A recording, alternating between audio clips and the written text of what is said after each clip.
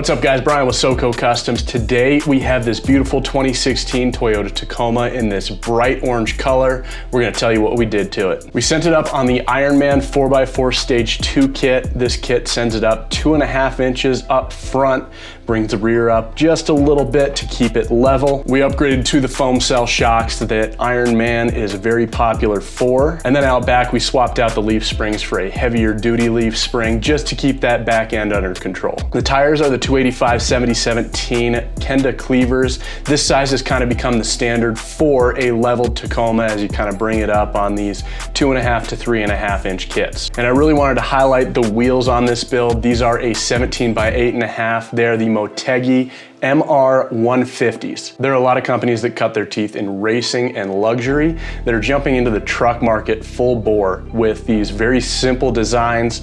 One that would be very fitting for a racetrack, but now we're putting them on trucks. They're not getting too crazy with the big lips that are popular on SEMA trucks or the fake beadlock on the road going off-road weekend warrior types trucks. This is a pretty striking bronze color, especially against the orange of this truck. All right guys, Brian with SoCo Customs. Give this video a thumbs up, give us a subscribe, give us a follow, and we'll see you in the next video.